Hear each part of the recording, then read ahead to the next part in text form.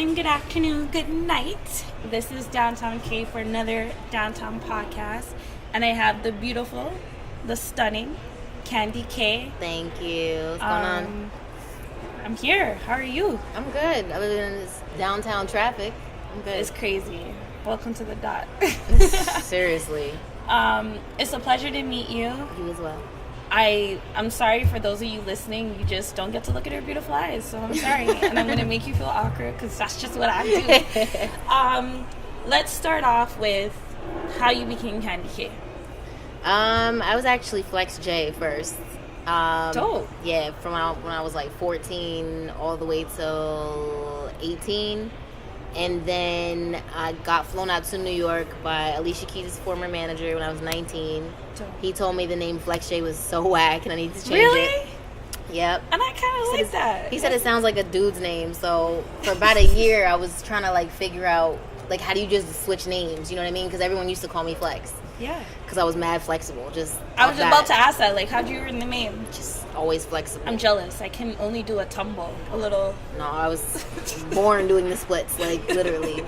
Just able to do anything, really. But I sat down with a couple, like, former friends. And we were just, like, thinking of names and, like, what suits me. And, you know, it kind of just came together. Like, Candy and then Kisses. Just because I always usually have candy on me. If I have a purse or a bag, there's always candy in it. I have the biggest sweet tooth. Do you have any candy now? I don't have no bag with me, but I did. In my car I do. I have like a little stash everywhere. Other than that, yeah, the Kisses just kind of came about. Just something cute to add to it. But we dropped the Kisses, so now it's just Kandy K. Kandy K. Yes. So hence the Kisses team. Yes. Or am I saying it correct? Yes. Okay. It was my Team Kisses, but that's Kisses. old news. Now it's just Kandy K. So. You dropped the team? I dropped the team. Because I was ready to audition. Like, no, go. That's all gone. So it's just we dropped the Kisses, we dropped the team because Team Kisses is gone, and now it's just Kandy K. Short and sweet. So with that, as an artist, did that drop anything for you creatively? Or No, is it the same? No, it added value to myself. Sometimes there's not much value in having people around you that aren't for you or that aren't how do I nicely word this? That aren't. You don't have to be nice. Like, we're about the realness. Absolutely, but you know, other people's feelings involved. So, I feel like me, myself, and I is the best way to go sometimes. You know what I mean? I'm still building the right team versus just any team. And you know what? Don't feel ways about that because it's like I remember even with certain things that getting to this point, and someone said to me, you know, how are you gonna fill other people's cup if your cup is empty? Empty, exactly. So, you know, it's not that you're being selfish, but you gotta help yourself to get to a certain point, and then you can, if you choose, go back and work with those people or help those people. Yeah, absolutely. Definitely. All right. So, were you always rapping? What do you consider yourself, a rapper? I consider myself an artist, but I do say rapper sometimes because I do rap. Yeah. I started off singing back when I was like 13, 14. Isn't it like everybody always say they start early? Were you like legit? No, I did. Like I think it was like the 6th grade. I had a school project for English class, and it was poetry. We had to choose a type of poetry, and I selected songwriting. You know, and my group selected songwriting. With that, we instead of just saying the lyrics, we decided to try to sing them. We found out through that process that one of the girls in the group could sing. She was trying to tell me and another girl to try singing, so we tried singing, and coincidentally, we could all sing. So it just kind of went hand in hand a little bit, and from there on out, I just started like practicing. Then people were telling me that I was good, so I started making little cassette tapes, recording it off like the karaoke machines. You know what I mean? And from there, I just started hanging around more artists, like a lot, you know, back from the beginning of time, males did music. You know what I mean? So a lot of my guy friends were rappers. I would start hanging around with them, doing a couple of singing records, and I was like, you know what? I want to learn how to rap. I was always a tomboy. I always hung around a lot of guys when I was younger, so I want to learn what these guys is doing. I want to do what the guys are doing. And sure enough, my boy that was a rapper, he had a studio in his house. He just taught me let me see what you do first. I'll write the second verse, you write the first verse. And I wrote some bullshit like 1 and 1 plus 2 equals me and you, like some dumb shit, you know what I mean? Usually when you're trying to, yeah. So, and then he was teaching me like the formula of like bars and punchlines. Was that a hard process for you to like? It wasn't I wouldn't say it was a hard process. It was an ongoing process. You know, I've been doing it from so young, not knowing that there was a real formula to it. You know, so I was just kind of winging it, like listening to random people winging it, and then I was like, oh, 10, 15 years later, there's actually a formula. Yeah. So. But that's dope, because what I get from that is you seem like you were an amazing student, and that's the type of people that people want to work with. To some degree, you have to have your backbone, but you're willing to listen to the things that don't sound like bullshit. Exactly. You know? So that's dope. All right. So fast forward now. Let's see. Be Me Now. Yes. How did that song come about? You really want to know? I'm really not doing it in order. I want to know. Okay. Can I ask you first, when's your birthday? I'm a Gemini, June 2nd. June 2nd? Yes. All right, I like you. My ex. You probably don't like me, but I like you. What are you? Libra. What month is that? September. Well, I'm ending in September, but September 29th. See, I have nothing against Libras. I don't know much about Libras. That's so, all right. So you're in the win. That's good. So the song "Be Me Now" came about. My ex and I broke up 3 years ago. And long story short, he dated prior to the song. This was before the song. Okay. We broke up, and he was seeing this chick after me. They broke up. We got back together. Or he was just messing with her. We got back together. Then we broke up, and then he dated her best friend. I totally get the song now. And she was trying to be me. Like, she was trying to take my position. She was trying to play the role. Within a couple months, she got pregnant. It was all planned, you know, from how I saw it. So I was like, yo, look at this little bitch. Like, she's just trying to be me. Like, you could take his ass, because I don't want him no more. You know what I mean? On your Tony Braxton. So the thing about being a rapper is you turn every confident moment into a cocky moment. That's the power of rap. And you twist it. You add a little smirk to it to have everyone like, yo, that shit's hard. You know what I mean? So I went like, I was just thinking like, this girl's whack as fuck. You're whack as fuck. Like, you clearly want to be me and take my position. You haven't even known him for not even 6 months. You don't know all the bullshit, yeah. And now you're getting pregnant by a dude like that you know nothing about. Yeah. You want the relationship I had. So I was like, let me just put a little spin on it, make it a song. And am I allowed to ask? Is there someone that helps Kandy K smile? No. All God. right. Amen. God. The Lord above. That's that all is right. the only man in my life. That's all right. And my brother right here. I really like that concept because that's dope. I'm best friends with my brother too. So like, I was so actually ecstatic when you were like, yeah, you know, I was like, dope. That's my ride or die. Another reason why I'm just gonna be in love with her. You know, I like that because a lot of times, even for myself, like, gone through some breakups and you just let it get to you, and instead you turn your pain into passion. And that was dope. I really like that track too, and I got that vibe. So I was like, let me ask her, like, you know, where'd you get that inspiration from? Thank you. Fast forward now, in between Be Me Now and the EP, or did you have a bunch of tracks that you kind of just... So, in between that time frame, I don't remember what I dropped after that, but I do remember that Be Me Now was just a conceited rap. I was just trying to figure out what people wanted from me. That was last year. I was trying to figure out Is that hard? Yeah, because mind you, I was signed to Flow Rider, right? So I'm coming out of that not knowing what people want to hear from me because I never really put out music when I was signed to him. I put out one song. Are you still currently? No. I decided to go independent.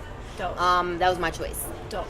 So I was just I put out like 3 songs that year. I think I put out My Body, Fuck Friends, and then Be Me Now. My Body and Fuck Friends were 2 R&B records. Be Me Now was the rap record, and I was just trying to see what people like better. I like the word you say, the way you say fuck. Fuck? Yeah. You say it cool. So anyways, Be Me Now actually got the least ratings. Really? Like the least views, yeah. Surprisingly. Actually, My Body and then Be Me Now. Fuck Friends got the most. I'm assuming because it's the title. Yeah. So from in between that time with my EP, I was working with a team of people in Toronto that I was creating with, and we were working on an R&B project because I felt the R&B was going best for me. I was working with them for the between 6 months to a year, and we did a lot of records, but none that I was only passionate about one or two. Yeah, it wasn't really connecting. It wasn't connecting. It wasn't working. I haven't mastered my R&B sound yet, so a lot of the songs weren't coming out how I wanted them to come out, or I didn't really have a clear vision for how I wanted them to come out. So I decided to take a step back and say, you know what? Let me go through Solidarity and just do me. Like, let me just try to figure this shit out on my own. Yeah. And I ended up doing a 180 and just writing that whole EP in 2 weeks. And it was my best project. And I felt like it was a mix of frustration. Can I agree with you? Yeah, of course. I'm happy it came from you. If it came, it didn't feel like a female EP to me. Right. You know what I mean? Yeah. It was from Levels to even the is it P.U.S.H? Yeah. Even those, it didn't, yeah, I heard your voice, but it didn't feel because I'm a tomboy myself. Right. You know? Mm-hmm. Catch me outside, I'm in my t-shirt, no bra, what's up? You know?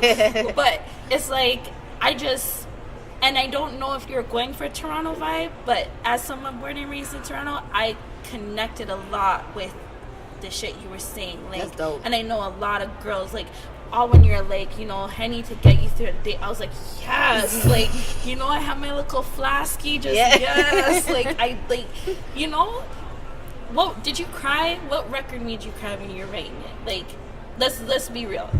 Because with rap, I wouldn't say I cry, but All on the Line did have me really emotional when I was writing it, because I had to really recall some hard times that people still don't know about. People listen to it and they still don't hear the message behind it, but I threw a lot of subliminals in there. You know what I mean? So it took me to bring up some really dark, painful stuff. I was so happy that you did, though.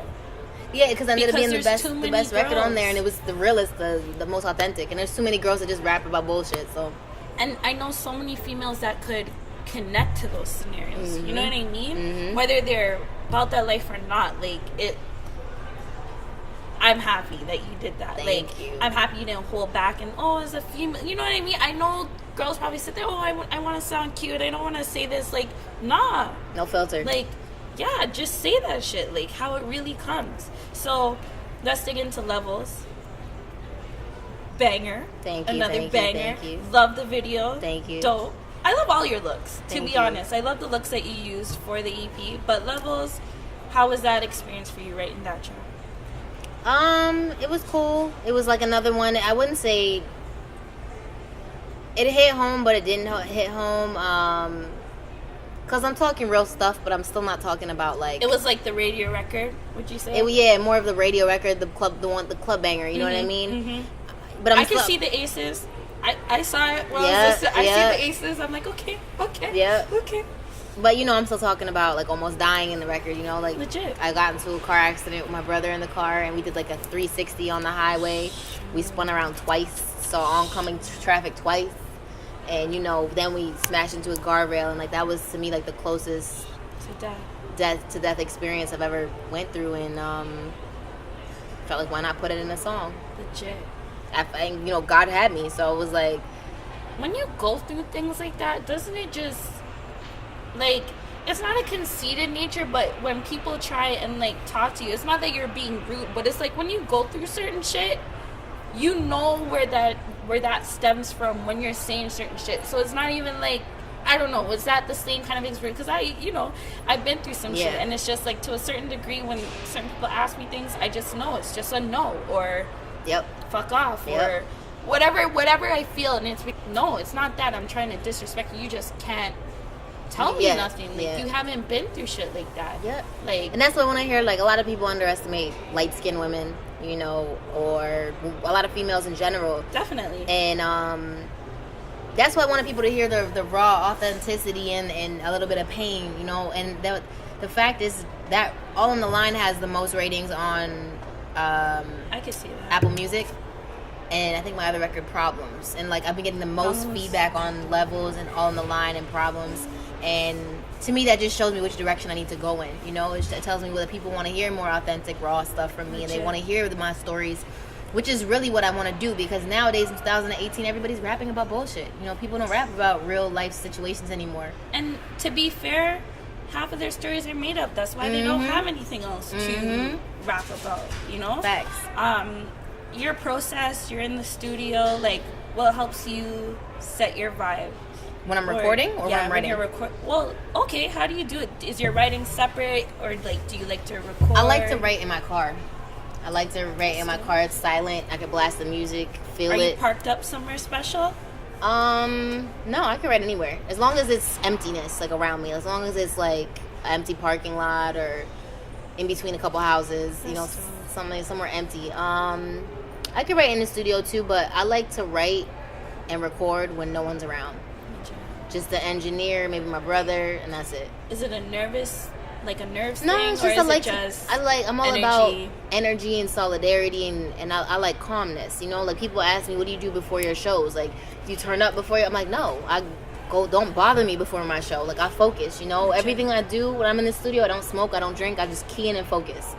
I'm a very focused artist. I don't got time for, like, drinking and smoking and turning up before I record and turning up before I go on stage. Like, I take my craft very seriously, you know. To me, it's not a joke, and it's about focusing. You're hungry.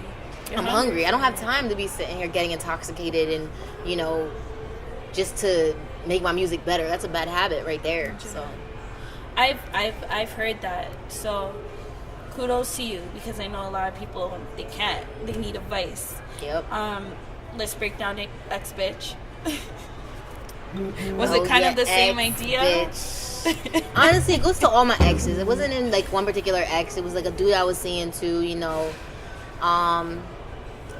It just kind of, like, hit me. Like, it was just a saying. I'm like, yo, your ex looks nothing like me. Like, how the hell did you end up with that? Like, and he was just like, yo, I don't know. And every girl be fronting.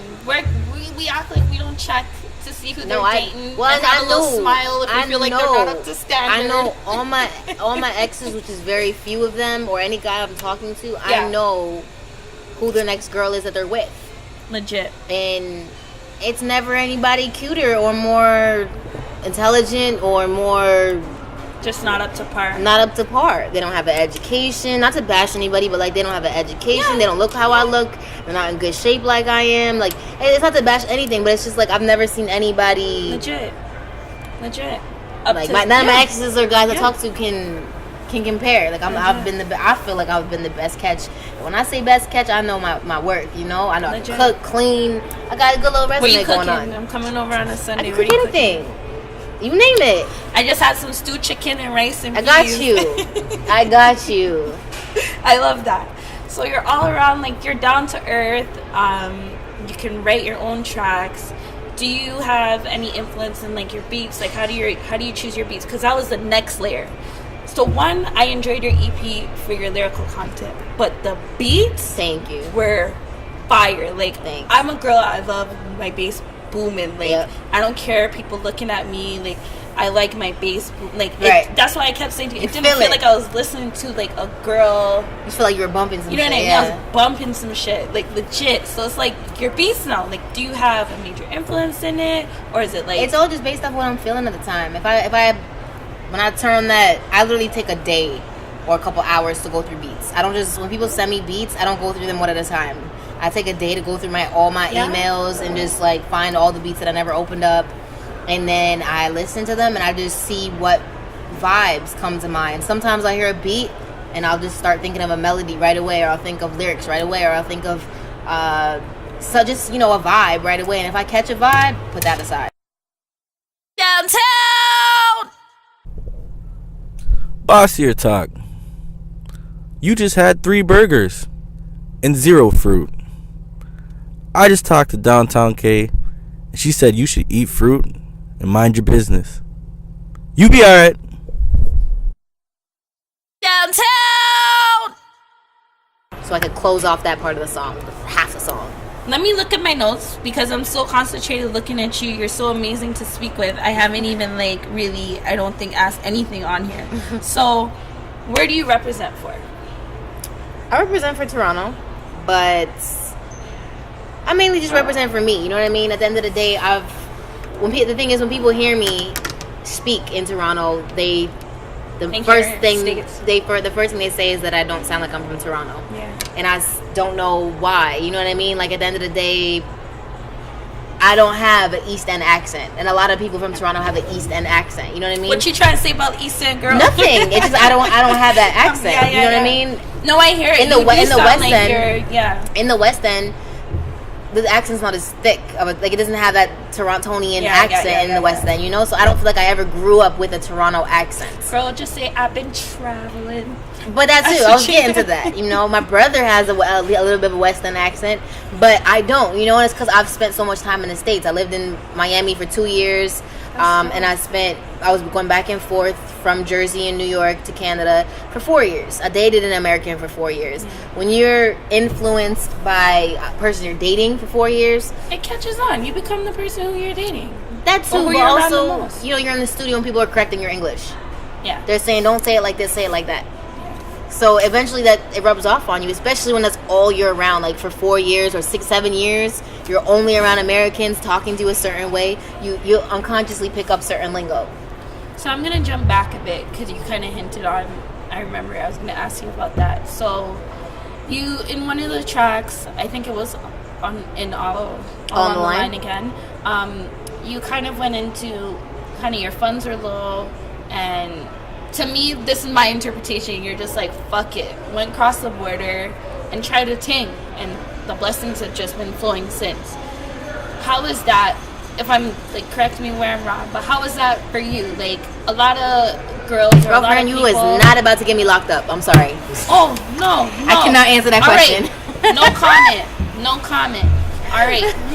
Fast forward. I'm no worries. But in terms of just following your dreams. Yes. And not letting your rear view hold you back, or you know, because I even look at our parents, or I'll look at my family, for example. Like my mom, you know, you came from Jamaica. Yeah, we look at our parents now, oh, you came from Jamaica, but to think about, you actually had to leave your regular setting and be like, yo, this. Right. How was that for you to be like, all right, I'm gonna be okay, I'm going to hold my ground. Nothing really familiar is around me. It takes a lot of strength to get up and leave where you're comfortable and go to a foreign country or state or different city and just be comfortable around a new surrounding. It took a lot for me to do it, and there was a lot of pros, a lot of cons. A lot of make you and break you situations that I went through. A lot of times where I said, F this, I want to go home, and I couldn't go home. You know, it was a chance I had to take. It was experiences I had to go through. At the end of the day, I am where I am because I went through those experiences, so I'm grateful for it all. Sometimes you got to take a leap of faith. And the only thing I would say through it all is, if I didn't have God, I would not still be here. You know, God got me through all the obstacles. Yeah. That's right. For you now, as a female going through this and trying to come up in the industry and coming from Toronto, because I know that's another layer, like, what was that, or how is that experience for you? As a female coming up from Toronto, has been very... And you're pretty. Because I know... No, but I know that's a thing. You know what I mean? That... It's definitely tougher coming up from the suburbs, like Mississauga, you know, versus, like, me growing up in the hood in Toronto, like Jane and Finch or Regent Park. If I grew up in Regent Park... It would have been a bit different. It would have been a lot different. I would have been taken over, you know, you those so? those areas. But because I'm so secluded in Mississauga, where I don't really talk to too many people, it's a lot harder for me to get the people around me that I don't really affiliate with to, how do I say this? To respect your art. To respect my art. You know what I mean? I had to get it ground up by myself to get acknowledged by people from America to gain respect here. Sometimes... Who fucked with you first? America did. You know, I was very well known in the city, but America was the first to really say, yo, she got what it takes. You know what I mean? She needs that push. Americans. And I don't want to get you in trouble. Yeah. So don't answer if you're not comfortable. But even personally for me, with the blog coming up, and I'm like, okay, female doing this, I see it all the time. People rather go to It's Biscuit or the Shade Room or whatever, as opposed to someone they know in their hometown. Yep. Like doing something to understand that it's all like a puzzle piece that has to come together, and you're repping like for your city in a sense. Now for you, you're having to prove your art, improve your place on top of just stunting on people all at the same time. So it's like, were you comfortable during this experience, or did it make you, were you like really uncomfortable, where you're like, I don't know all the time? When going to the States? When going to the States, when having to do shows, Well, or whatever at the end of the day, I Toronto? don't feel like I'm ever stunting on nobody. You know, I've always just did me. I've You always don't see it that had way. I've always had a small circle. You know what I mean? I just do me. Like I'm a loner. I consider myself a loner, and that's by choice. You know what I mean? I choose to be secluded. I choose to still be nice. When I meet people, I'm still very nice. You know, people think I'm Manners and respect. people think Yeah. I'm a bitch when they just see me, but I'm very nice. You know what Well, I mean? she ain't a bitch. But no, like I don't feel like I'm stuck up. I don't feel like I'm rude or in people's faces, you know. And if I'm in people's faces, it's for the right a reason. reason. It's because I'm in people's faces to say, yeah, bitch, I'm here. Like, you know, I Legit. really do this, and I take my craft very seriously. It took me to get acknowledged out of town and get for people in Canada to respect me. Now that I'm back in my city, I'm like, you know what? Let me really get popping in my own city. You know, I already know that Americans fuck with me. Let me get popping in my own city and make my own city fuck with me. Legit. But I feel like at the same time, that's what bugs me about Toronto, because they don't need to do that. I call it like the Draking effect. You know what I mean? Because I know you have to go through it too, where it's like you're waiting for other people to say people from your own city are popping. Like, why? Yep. You know what I mean? Yep. Okay, fast forward, something funny. So the video clip via your Instagram that you posted with the you're doing the freestyle, which is bomb. Yep. Or the acapella. Yep. The white lady in the background. Oh yeah. She was hating. She was hating on you. Was she hating, or was she just like completely like, what is the word? She I'm was like looking that. for? She was like that for every artist. Okay, I before thought she was me. just really drunk or something, because I didn't think she was If dissing. you saw the crowd, she did not fit in with the crowd at all. Okay, I got It was all gangsters and hood niggas in there. So for her to be there, the only other white person in there was the DJ. So she was dating. She was DJ's girlfriend. obvious. Okay. You know. So I don't know if it's because I was a female. She was rolling her eyes Definitely. or whatever. But I'm like, You bitch, killed it. if I had seen that before, I would have. Hey, listen, you're not enjoying my performance. I would have called her out. You know what I I mean? love the fact that you did that as well. How was that experience for you, South by? Southwest. Yes. How was that? It was dope. It was an experience that all artists and anyone in the music industry should go to and experience. It's all different artists all over the world hustling in so many different ways, promoting themselves in so many different ways, using whatever platform they can, sidewalks, small stages, big stages, 10-foot posters and flyers, every single way you can think of to promote yourself, they're doing it. Did you have fun? I did. It was definitely an experience that I will not forget, and I know how to prepare for next year even better. Not that any experience was less out there, but what was something that stuck out with you and you really like brought back home with you? Just that you got to take advantage of every opportunity. Almost every store on the strip was all bars, and all the bars are set up with stages inside of them. So it's like you could just walk in and say, "Can I perform?" And they may or may not say yes or no, but Depending on who. yeah, but like probably like 7 or 8 out of 10 times they're gonna say yeah. You know, so it's like you guys gotta take a chance. You gotta network. That's the whole point of it. Networking is key to everything. Key to what door you walk through. So, what are some artists that you feel inspire you or helped inspire you along your journey as an artist? I wouldn't say too many artists like. It doesn't even have to be just musically. Like, you Yeah. know, just what are some people that are not yourself and God that just kind of helped you to I would be say this well-rounded? artists like Nicki, obviously, because she's opened doors for females Legit. in a different way. You know what Legit. I mean? Missy Elliott, Fabulous with his wordplay, He's dope. Dave East with his authentic Okay, lyricism. Can I Feel me? dap you? That all Today I that- was listening to Type of Time. That's one of my favorite Yep. tracks from Davies. Like, Drake, how he could switch it up. dope, You know what I definitely. mean? But I feel like that's a Toronto thing, and I'm happy like he shows that Yeah. because they hear like Controller and tracks like that, and it's like, oh, he's trying to be Caribbean. Like, bro, Nah. that's Toronto. Like, you come here, like, that's what it is. He's repping for his city, He's yeah. repping. Like, do you see any songs like that for you? I have a couple reggae songs. I never like reggae vibe, Toronto vibe songs that I haven't put out yet. I love Hard Candy. Yeah. Yeah. But that's just, Raw, I'm just being authentic. biased because that's my type. Like, I just be at my desk just. Pissed off, just getting the anger out on the keyboard. But it's motivating at the same time. It's like, I don't, at the end of the track, I like the order that you put the tracks in as well. Thank you.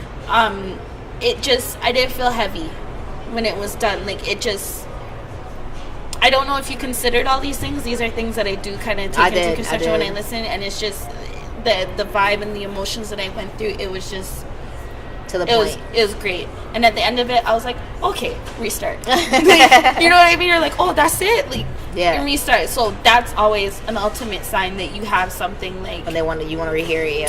Yep. Okay. In terms of moving forward in your career and expanding, are there other things that you're working on, or you're just strictly focusing on the music now? It's solely the music.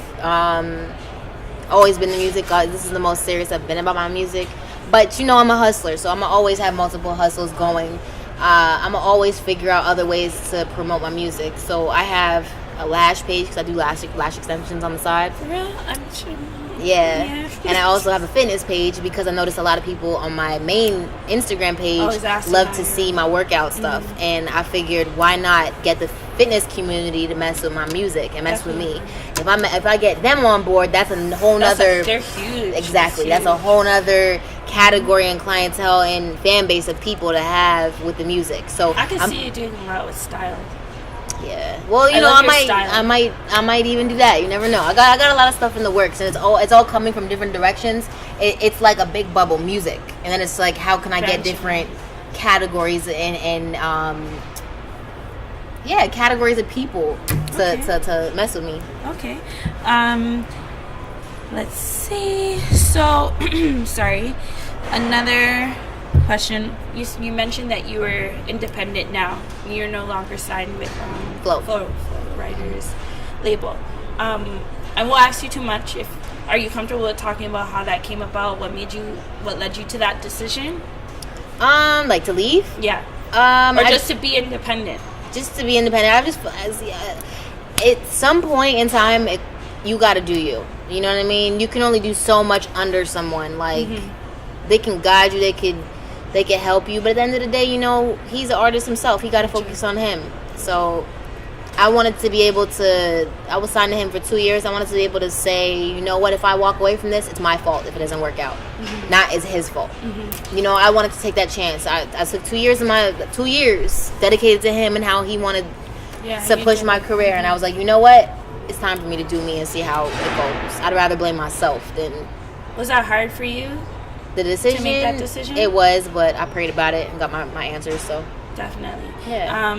And in terms, like, I know people always say, oh, like, independent is better because they're looking on the surface. But then when they start getting into the work of what... It's expensive, it's hard, it's a lot. It's a lot. But how is the experience so far? It's been good because I'm in control. As long as I'm in control, I'm happy. So does that mean, like, your visuals, your... Everything. That's dope. I'm in control. That's dope. So what is the best way for people to, like, get in contact with you, your fans? Google me, bitch. I'm kidding. You can Google me, but you can find me everywhere at Kandy K Music.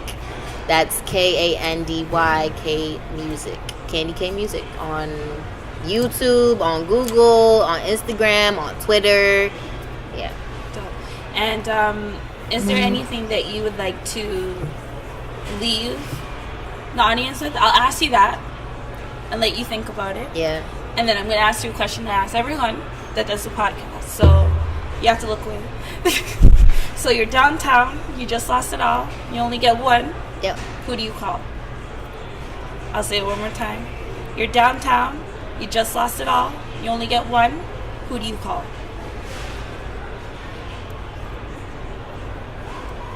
I called my mom. She gonna cuss me, but it would be my grandmother. You gonna make your grandmother pick you up all the way downtown? That's real. Listen, my grandmother is the strongest rider, supportive, genuine person alive, a selfless person alive that I know. You know what I mean? I know whatever I need in a situation like that, she'd be the first person to call. That's dope. Now, if it's a situation where, you know, a nigga was trying me or something, my brother for sure. You're gonna that's a backup. Nah, for real, you know what I mean? But, like, he knows what it is. He knows how our grandmother is, and my grandmother is Queen Bee. Legit. I read it. Now back to the first question. I'm next up. What you mean? That's it. I'm next up. I feel like you're here. I'm here. You're here. But I'm next up. Like, I got next is what I mean. I'm here, and females need to know that I'm here, and they need to beware, because I see a lot of females trying to come up, but they need to know what they're in competition with. Legit. You know what I mean? What they're in competition with. I ain't got no competition, but Legit. yeah, I'm next. So downtown, 100% behind the movement. I love your vibe. I love your energy. I definitely feel the authenticity, and just you feel like a humble soul. Thank you. I'm really happy that you agreed to do the podcast. And a lot of the times you find artists, there's been certain artists where we're supposed to do the podcast, and the night before they're up with their friends, doing whatever they're Not doing. serious. I won't put no people on blast, but doing whatever they're doing. And I'm like, bro, you don't even have nothing out yet. How are you moving like this? A lot of already? artists aren't serious. Think it's They're a game. So I really respect that, and I appreciate that from you, and it tells me a lot about yourself as well. So downtown, don't waste no time with negativity. What is the way you don't waste time with negativity? I get shit done. I'm not worried about nobody else but myself. I'm on my own business. That's how. I always say on my page, eat fruit and mind your business. Yep. Yep. Well, thank you. This has been Downtown K, another episode of Downtown Podcast, and have a wonderful, wonderful week. Thank you. You too.